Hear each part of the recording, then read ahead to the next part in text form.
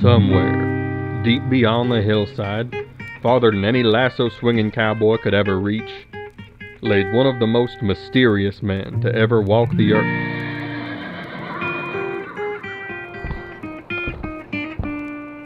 He was known as an outcast, an anomaly, and most of all, he was known as a true outlaw killer.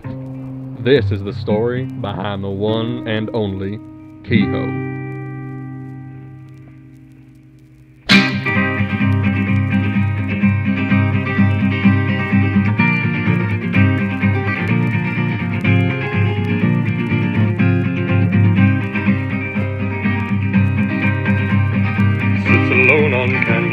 A man whose name was left out west, a man whose instinct knows no bound, a man the lawmen haven't found. Tonight I'm going to the west, searching high on mountain crest, searching low at the water's rest, on this doomed revengeful quest. The papers say he's killed again and no one sees him near. The papers try to make us still and bind us in our fear. But I will find this murderous man and keep him from my home. I will find this dangerous man and stop him on my own. The papers say he killed my beau, he killed my daisy sweet. I will not stop till he is found, I'll neither sleep nor eat. I'll never rest and I'll never leave as long as I know this man breathes. Because of him my daisy don't, for him no man will bereave. The papers say he's killed again and no one sees him near. The papers try to make us still and bind us in our fear. But I will find this murderous man and keep him from my home. I will find this dangerous man and stop him on my own.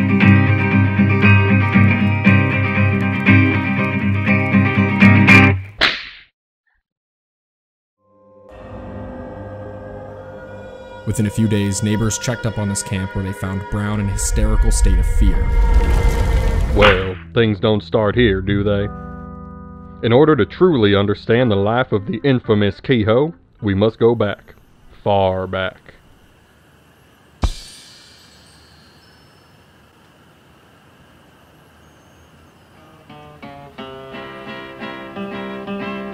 Like many areas of the western United States, Nevada was originally inhabited by a multitude of Native American communities, most notably being the Paiutes. They had been here for an estimated time of over 1,000 years, but of course, there would eventually be intruders. For nearly as far back as recorded history, there have been cases of violence being inflicted upon the Paiutes, lots of which even being intertribal. In the early 1800s, several tribes began taking Paiute slaves, mostly being sold at markets in New Mexico. This naturally resulted in extreme amounts of violence to the Paiutes, and it also drained a population that was already pretty scarce. Fast forwarding to the 1860s, the Paiutes were very weakened, which led to a few instances of them lashing out. In 1860, a few settlers were murdered while passing Mojave Road, with their provisions stolen. Because of this fitting a pattern of known robberies, the US Army sent out dragoons to essentially harass the Paiutes into submission. During this same time, we had the beginning of the heat of the gold rush. Miners and settlers as a whole would arrive in large numbers. By the time 1862 rolled around, there were 174 mining claims that had been filed in the El Dorado district. Due to the scarcity of resources being available in an area such as this influx in population was very harmful to the lives of those within these Native American communities, even beyond the more obvious things that we will get to. Due to this, they essentially had no choice but to make deals, give these settlers information whenever asked, and sell their labor. Despite the Paiutes being a generally peaceful community, the fact that these settlers began outnumbering the Paiutes, combined with obvious racial biases from those same settlers, created conflict. These settlers reacted with force whenever there was even the slightest notion that a Native American had harmed or may harm one of them. Beyond this, the Paiutes began being forcefully pushed out of their homes around this time, which created even more unfair conflict. In the year 1880, it was reported that there were at least 114 Native Americans living in El Dorado Canyon. By the year 1910, this number dwindled down to just 41. during that exact same time span, there were numerous reports of malnutrition and starvation in this area, and in northern Arizona. As a result of these horrible circumstances, there were a few incidents of Paiutes indicating aggression towards these settlers. A man named Avote, who we will get to very soon, was supposedly responsible for killing 5 white men in one day, with a total count of 7 to 10. Another man from El Dorado Canyon, nicknamed Mouse, also killed 2 men before being hunted down himself. These acts of aggression were certainly noteworthy, but it's important to note that during the years of 1846 to 1881, there were 402 murders committed in southern Nevada, averaging out to 11 a year, and equaling out to 1 homicide per every 281 people per year. Of these 482 killings, 8 people were executed by sheriffs, 23 were given prison sentences, and 13 were killed by citizens and vigilantes.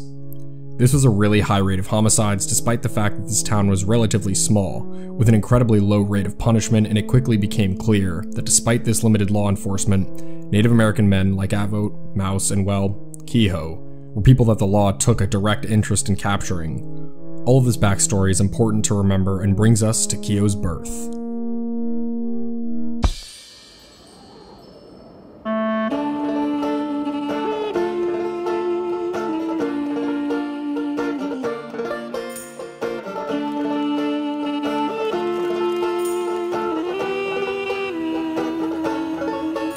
Queho was believed to have been born in 1880, supposedly on Cottonwood Island, and from the beginning, due to his circumstances, he would never live down the notion of being considered an outcast.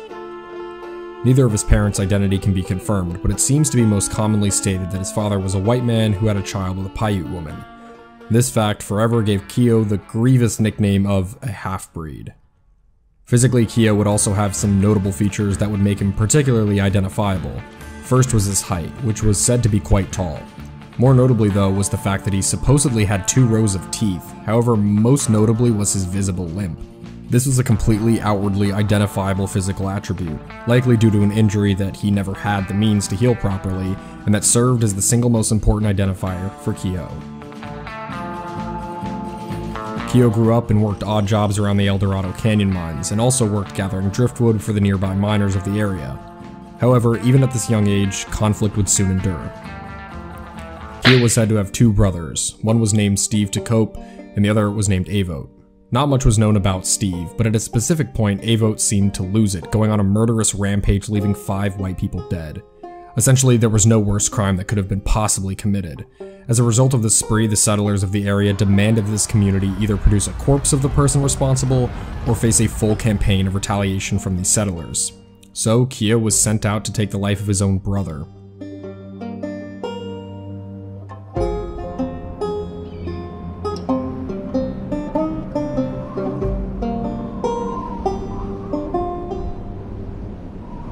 Queho stalked his unlikely prey, maneuvering his environment to his unfortunate advantage, purposely letting Avote wander past him. At this moment, Queho rose, crept closer to his brother from behind him,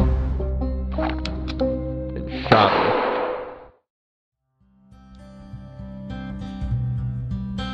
Queho had just taken the life of his own brother at the young age of 17 and was considered a hero for this act. Little did these people know how ironic this would become. After this event, Queho's name would remain quiet all the way until one fateful day in 1910. On this day, Queho was working one of his usual odd jobs, in this case doing some woodcutting for a man named J.W. Woodworth.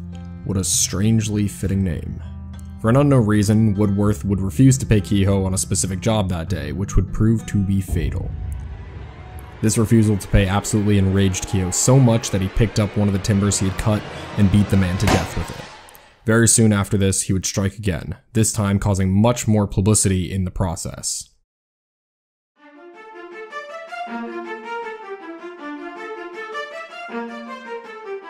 In November of 1910, a watchman named L.W. Gilbert was found dead, having been shot in the head. In the process, his deputy badge had been stolen. As police arrived, they noticed something. The infamous footprints of the one and only Queho were clearly present at the scene. Newspapers released headlines about this murder in a frenzy, creating a public panic about a murderous native who could seek out any of you if he wanted to. To add insult to injury, the connection between this murder and the very first murder of Woodworth was made too, creating even more fear. In March of 1911, Arizona's then governor Richard Sloan offered up a reward to catch Queho. This reward was set at $500, which didn't include the $200 reward that Mojave County also offered. This sum of money would be the equivalent of about $65,000 today. Local lawmen viewed Queho as just an ignorant savage that would be easy to catch, especially since he had such an identifiable characteristic, that being his limp. James Babcock, an operator of the El Dorado mine and a lawyer educated in Washington, D.C., led the search party. Together, he and his group of men would seek to bring Queho to justice. However, despite this, Queho would continue to remain completely elusive, as these men realized how much more difficult this would be than expected. They ended up trekking over 200 miles in total, eventually giving up the search when their supplies wore thin. They came to the eventual conclusion that Queho was much smarter than they assumed, and definitely knew the environment significantly better than anybody else. Very soon after this, two men on the Arizona side of the Colorado River reportedly watched Queho beat a man to death on the opposite side of the river. These prospectors were completely powerless to help. With no way to cross the river and being unarmed, they feared that if they made themselves known, the armed Queho would surely have his way with them too. In 1912, a man named Fred Pine was hunting near Timber Mountain, where he came directly upon the elusive Queho armed with his Winchester. Queho walked up to the man, and they exchanged greetings. Fred would ask Queho if he would like one of his sandwiches, who accepted, and offered some of his own hunting catches. They were eating together. It was cordial and quiet. Perhaps too quiet. Pine was imagining the worst. After his meal, he slowly got up to leave. He turned around to walk away. His heart was racing, at any moment expecting to be shot. But as he kept walking, nothing happened. In 1913, Queho would get into the killing mood again, as newspapers had reported that a 100-year-old blind man was found dead from a pickaxe wound to the head. What made this murder particularly strange was the fact that this man was known as Canyon Charlie, and he too was a Native American. Due to the fact that he was blind, it was also seen as shocking that Queho would even kill this man at all, as he could have easily stolen what he needed to steal without also taking a life. Because of this realization, Queho was branded as a full-on madman. Now, what can only be described as Queho fever was born. 2 months later, two miners were found dead, having been shot in the back. All of their supplies were stolen. Queho was naturally assumed to be the culprit of this crime and was soon after considered responsible for even more murders in the coming months. In the most darkly humorous of these accusations, a man named James Patterson went missing, where this killing was quickly blamed on the one and only Queho. Unfortunately for them, James Patterson literally showed up a short time later completely unharmed and confused. Between the years of 1915 to 1919, essentially every single murder in the entire tri-state area was blamed on none other than Queho. Newspapers were printed every single day, people were petrified, and Queho's legacy grew more and more. By the time 1919 came around, he was basically the boogeyman of Nevada.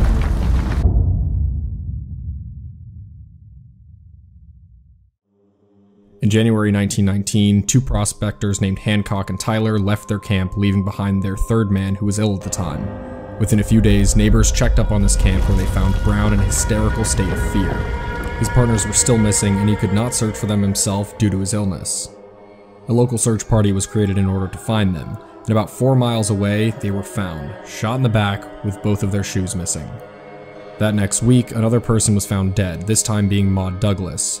She was the wife of a local miner named Arvin Douglas. In the dead of winter, late one night, she heard commotion coming from the kitchen. She slowly got up to investigate, walking into that room. As soon as she did, she was fatally shot, leaving nothing but spilled cornmeal and the haunting, unmistakable footprints of the madman himself. This became a bit of a controversial killing, because after Maud was reported dead, one of the children mentioned that it was actually the husband Arvin Douglas who had committed the killing, and the other child stated how she didn't get up to look for the cause of commotion, she got up to get water for her kid. However, due to the husband's blame coming from a 4-year-old, as well as the fact that those unmistakable footprints were present, it still seemed clear as to who did this. By this point, there was more outrage than ever before. It was almost a decade later, and this man was still terrorizing the area. This outrage went directly to law enforcement too, where Sheriff Sam Gay and Deputy Frank Waite formed a posse of the very best trackers in the entire area. In this group, there were also 2 Native Americans, likely due to the assumption that they would know the environment better. The plan was to use Queho's tracks that were found at Las Vegas Wash. These tracks eventually led them to Muddy Mountain, where they would then split up, circle the mountain, and then meet at the other side. But this didn't wind up working at all. Days went by and it seemed that Queho was always just one step ahead of them. Really the closest they got was seeing a mountain sheep that Queho had slaughtered. During one early morning though, Deputy Waite witnessed the 2 Native Americans building a large bonfire, which was an obvious signal to Queho to let them know of their position. They were fired on the spot.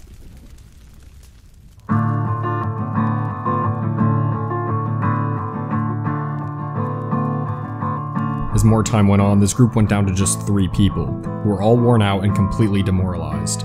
The search party was eventually able to realize that Queho traveled by night while hiding during the day, but they still weren't able to do much with this information. Soon after this, Waite himself would catch influenza, officially dissolving this posse. For the second time now, a search party came up completely unsuccessful in their pursuit of this wanted man. However, there would be one more search. Going all the way to the 1930s, we have Clark County Sheriff Joe Keat. Keat was originally sent to southern Nevada to search for Queho while serving as a state police officer during this time, and like everybody else, he was ultimately unsuccessful. Despite having the same conclusion as everybody else so far, he did believe that he came very close on one occasion.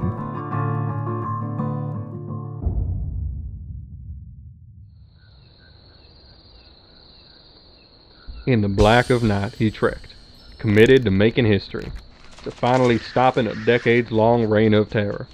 But while he was looking, attempting to see figures in the darkness, a bullet whizzed right past his ear, very nearly hitting him.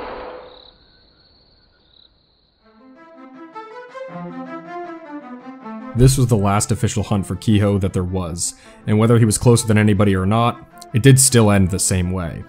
It soon became pretty clear that as long as nobody else was going to turn up dead, they were just going to let him be rather than actively searching for him. And luckily for them, there had not been a single confirmed appearance of him at all since 1919. Throughout the entire decades of the 20s and 30s, it did seem eerily quiet and mysterious for these sightings to just vanish. On one infamous day in 1940 though, everything would change.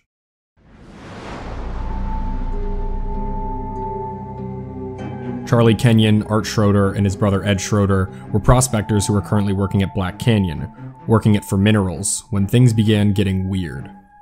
While they were there, they noticed a stone wall and wanted to investigate it. As they got up to it, they discovered that behind it was a perfectly preserved cave, and in here, things only got stranger. The location of this cave was roughly 2,000 feet up, featuring a perfect view of the entire canyon below. But things did not end here. In the distance, on the other side of this mystifying cavern, lay mummified remains.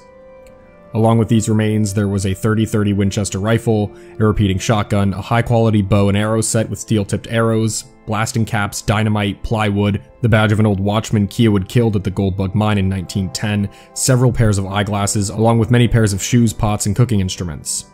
There were also rowing oars, rope, and a spear. On the body itself, one of the legs was wrapped in a bandage in what seemed to be an attempted recovery from a snake bite.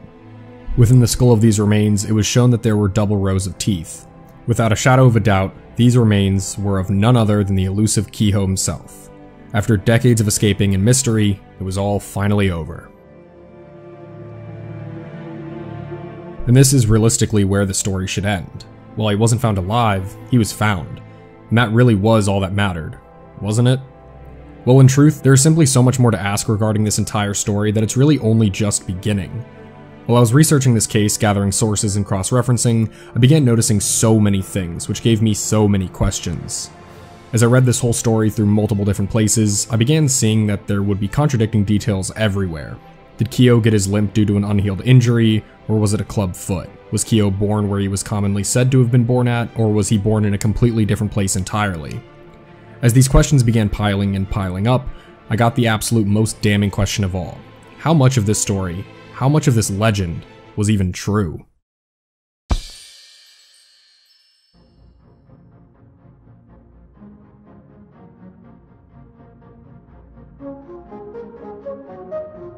As we go back to the very start of this story once more, the most important thing to keep in mind is this very question. How much do historical biases distort facts when they are the only true evidence available? That statement in and of itself is the reason why things are so particularly difficult to uncover regarding this case. On top of the common instance of misinformation in historical cases essentially becoming facts as the decades go by, what happens when even the very first facts and supposed evidence are already distorted through racial biases? Is it even possible to uncover any truths at all in this case? In order to attempt to get somewhere with all of this, I want to create a quick summary of the common way in which Queho is described. Outside of his physical appearance, which seems to be the only pretty consistent factor in the story, his attitude is one that is described pretty strangely through history. And even in the chronological order we went through earlier, Queho is often described as a blood-hungry savage who will try and kill any and every white person in his general vicinity. He was an outcast, naturally to the white society forming around him, but even to his community where it's commonly said that he didn't fit in with them, and that was the reason why he lived among the mountains alone.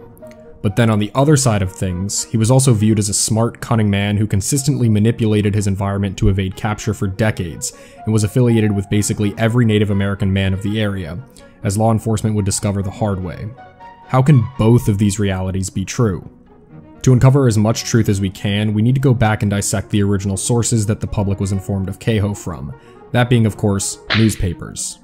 Unfortunately, as far as I can find, these are the only surviving sources we have, and are also where every bit of information we see today come from too. In one of the very first papers discussing Queho in 1910, we see this being said.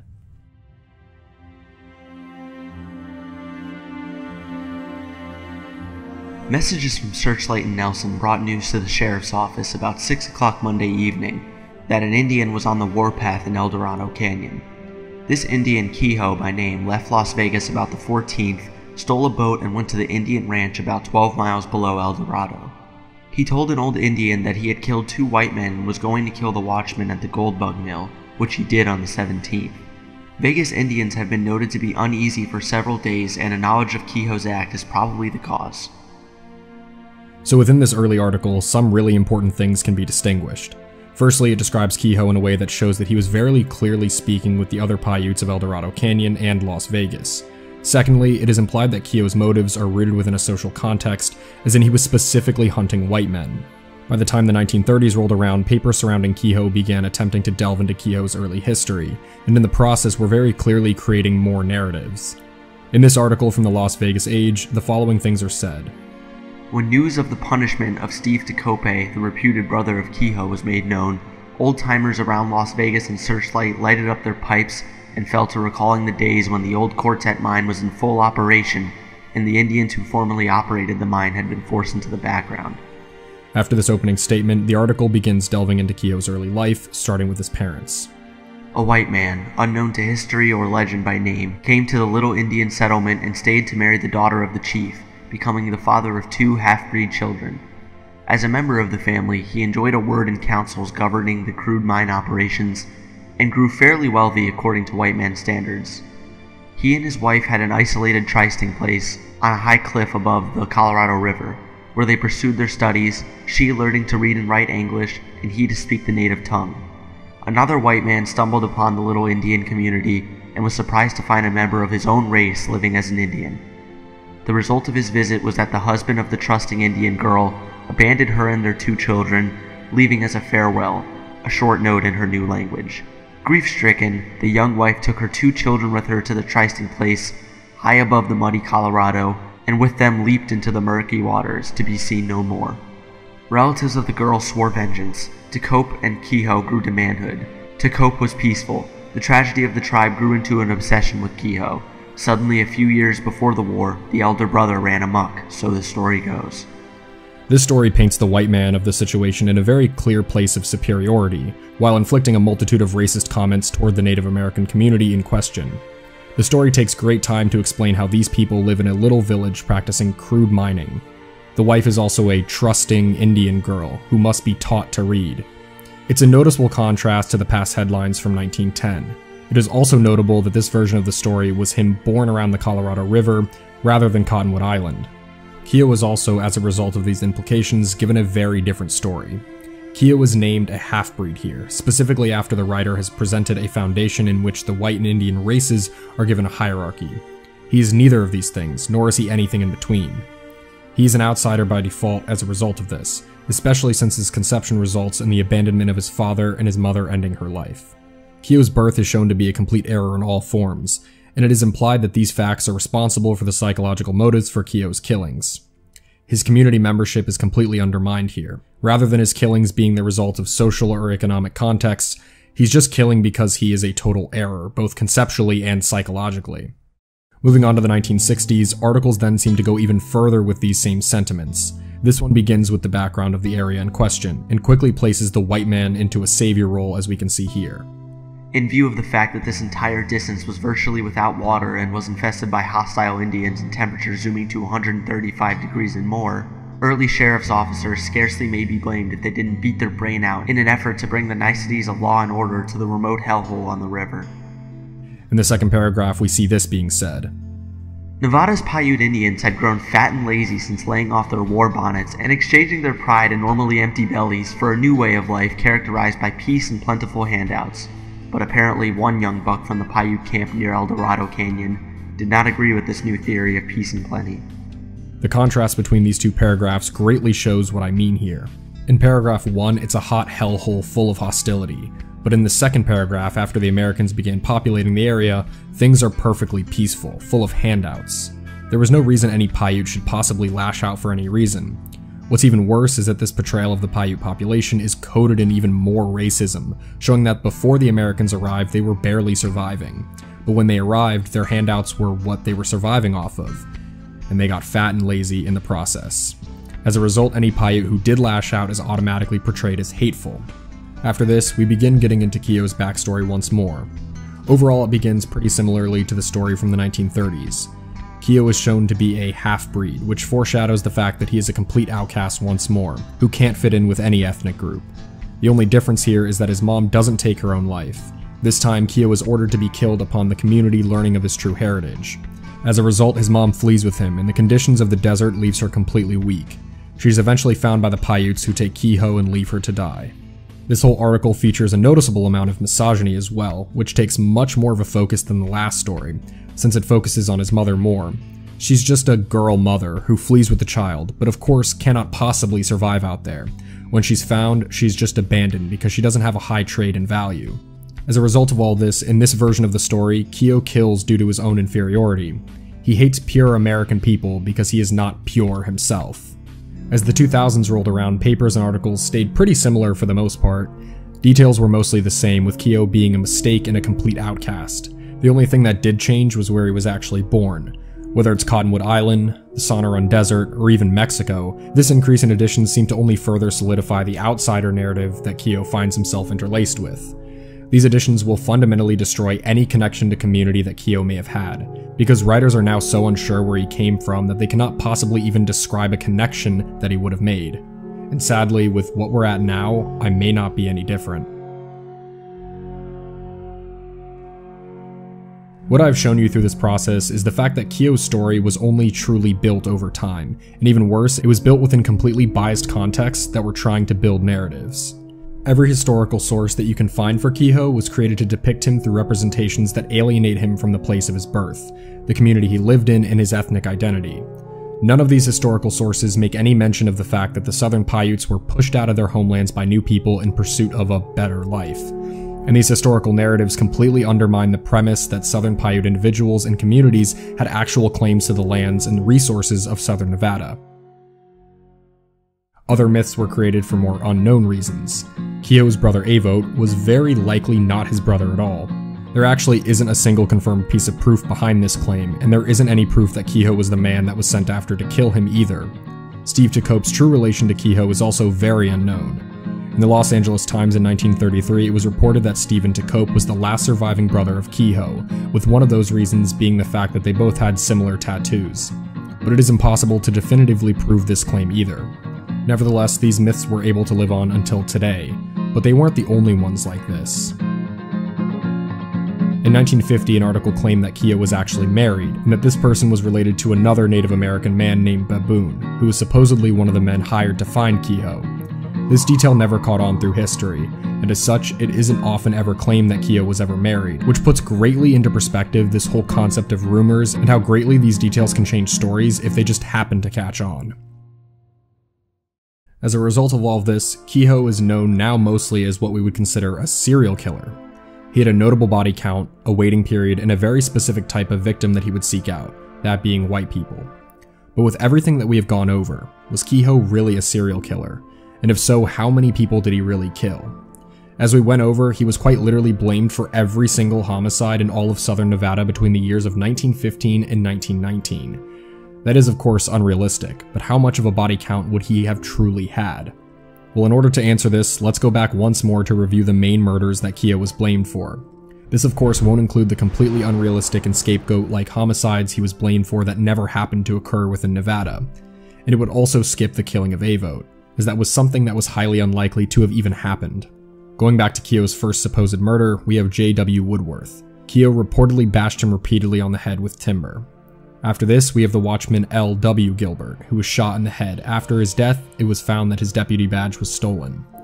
Following that, we had the claim from the two Arizona prospectors that Queho beat a man to death on the opposite side of the river. In 1913, he supposedly killed the 100-year-old completely blind Canyon Charlie, who was killed by a pickaxe to the head.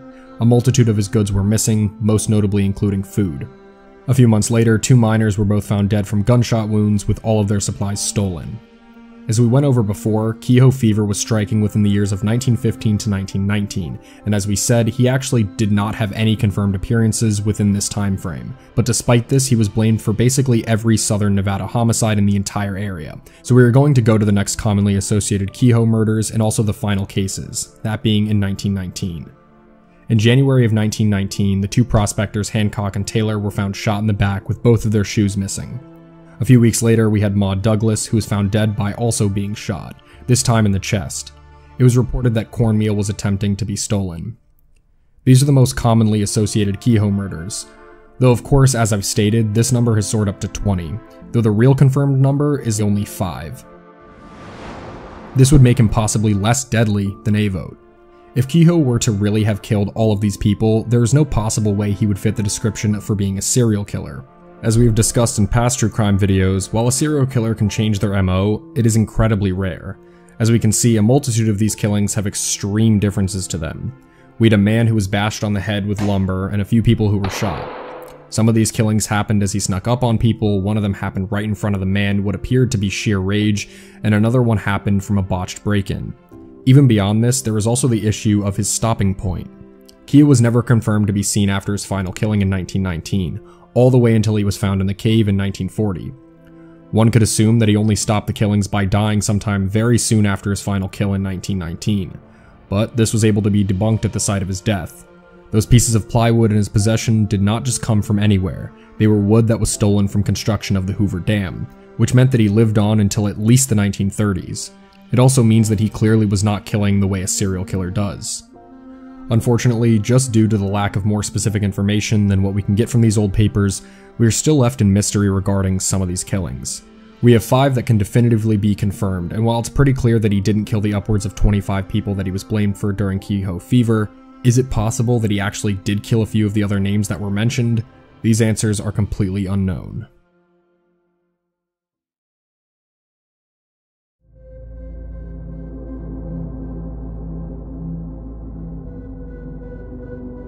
With all of this gathered up, I think we are able to make a more realistic depiction as to who Queho really was. While we can't confidently confirm where he was born, we do know that though he wandered alone most of his life, he was in no way the outcast that he was often claimed to be. The very earliest newspaper reports for Queho do mention the fact that he was in pretty regular contact with the Native American communities closest to him, and in doing more research, I was even able to find out that Merle Emery, the famous Colorado River boatman, was in regular contact with Queho and helped him out on numerous occasions. When Queho's killings began, he was also notably helped out by the 2 Native American men that had been gathered up to help find him. Other Native American men such as Longhair Tom and ironically Canyon Charlie were consistently reported as being very good friends with Queho. Tom was reported as offering him companionship, physical assistance, and even told authorities in 1913 that Queho was dead in a likely attempt to make them stop hunting him. Canyon Charlie's murder being blamed on Queho was controversial even back then due to the known relationship that they shared. When you look at the majority of the murders, though we can't definitively tell you just how many people he may have killed, there is at least one common theme here, and that has to do with stealing things. It seemed that he was killing more for how he felt he had to survive than anything else. And going back to the very beginning of this story, we can't forget about the context that we supplied regarding the lives of the Paiutes in southern Nevada. During those exact decades of Queho's upbringing, his community was declining, was malnourished, were being forced out of their homes, and more. While hiding in the desert, Queho witnessed the town transform into an official city, and then transform into a gambling destination, seeing the population increase even more.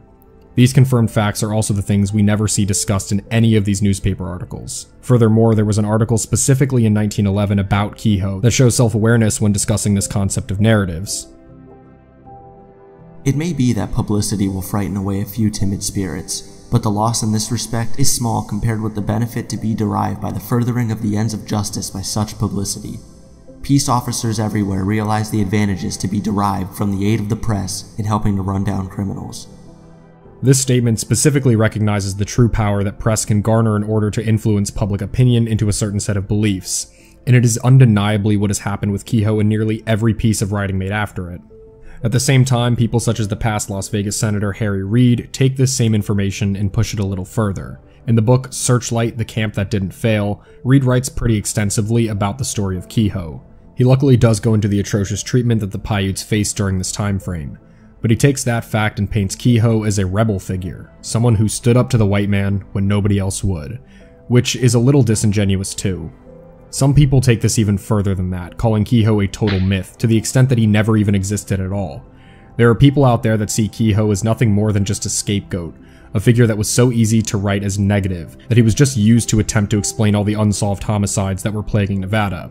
This is a narrative that is also way too far, and is an example where we must recognize that two possibly conflicting things can be true. Was Queho an easy vessel to explain multiple unsolved homicides in the area during the time? Absolutely, but he was also a real man, confirmed by multiple living people from the time that we've gone over, and also his body. All of this certainly isn't to defend Queho either. While it does seem likely that he was doing what he felt he needed to in order to survive, rather than enacting revenge on the people that wronged his own, he was still taking the lives of random innocent people. However, many of them it really was. And while I won't ever defend the actions of somebody taking lives in this way, I can still feel sadness for the entire situation at large. Due to completely unforeseen and unprecedented circumstances, Queho felt that he needed to survive in a way that people to this day are still shocked at. Today, people that want to hike or venture into the southern Nevada deserts take a load of time to prepare and train, even when exploring for just a short amount of time. They'll choose their seasons carefully, typically avoiding the extreme heat of the summer as well as the surprisingly cold winter. But Queho lived in these conditions for his entire life until the end, while constantly being in the eyes of the law. When the law went after him on most of these occasions, the posses were called off because they had run out of supplies, were needed on other cases, or because the members of the search party had fallen ill, or were too exhausted to continue their hunts. While most people all quit due to the environment they faced within 30 days, Queho lived in it every single day for over 30 years.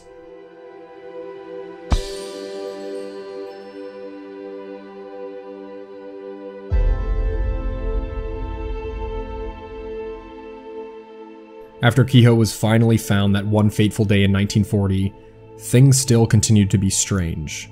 The three men that found him were paid $300 by the Las Vegas Elks Club who purchased the body from them. After this, a dispute broke out as to who owned the remains, with multiple supposed family members claiming that it should belong to them. Sheriff Gene Ward put the remains and artifacts discovered at the county courthouse for identification purposes, and they were then brought to the Palm Funeral Home where they were placed in a glass case and put on further display for 3 years. Eventually, he would go on display during the annual Wild West Festival that Las Vegas had at the time. This festival was mostly a tourist trap, and as such, his remains were put on display in a continued sensationalized manner for years. Las Vegas was a new city, and this legend started becoming quite a genuine claim to fame for them, supposedly even being in a convertible car on one instance during one of the parades.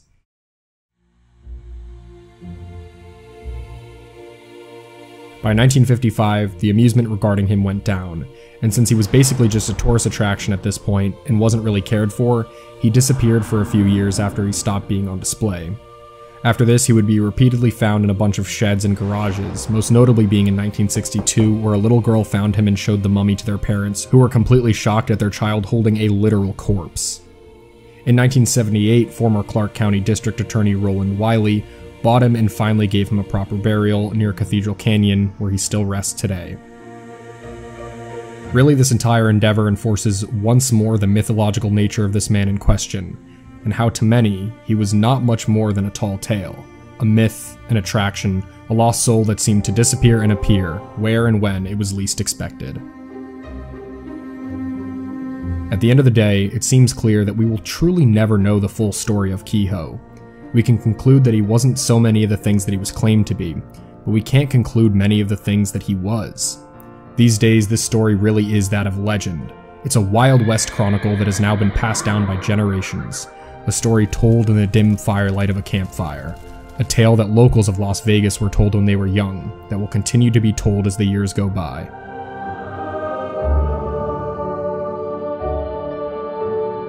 In many ways, the tale of Queho that is told is closer to that of a myth. He's a figure, not a person. But Queho was a real man, who really did live in this world. A man that breathed the same air as you and me.